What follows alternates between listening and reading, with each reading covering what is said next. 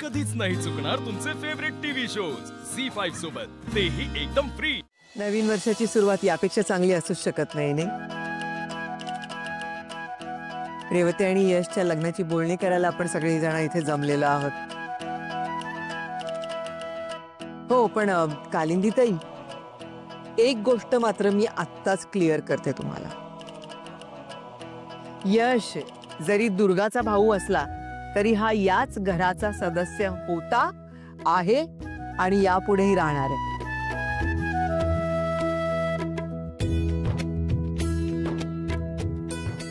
आणि पर्यायाने रेवती देखील याच घरात जहागीरदारांची सून बनून राहणार। अगं बाई, अगदी माझ्या मनातलं बोलला।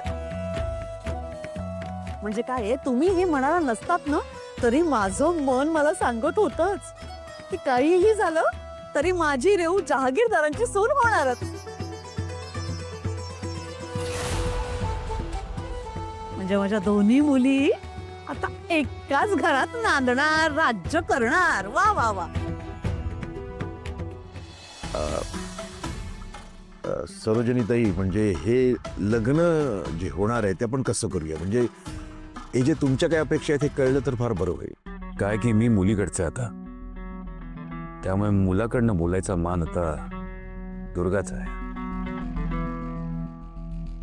दुर्गा, हे जे मला फक्त एवढंच वाटतं की लग्न जहागीरदारांना साजेशा अशा वेणीवर व्हावं आणि आपले सगळेच नातेवाईक, फ्रेंड्स, आप्तेष्ट सगळ्यांना बोलवावं, कारण आपल्या घरातले हे शेवटचं शुभ कार्य असेल।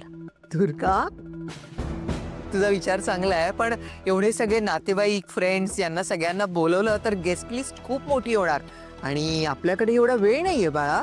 हो, पण आजी माझा एकुलता एक भाऊ आहे यश, त्याच्या लग्नाची मी खूप स्वप्न पाहिलीत, त्यामुळे लग्न थाटामाटातच व्हायला हवं एवढीच इच्छा आहे माझी, बाकी काही नाही।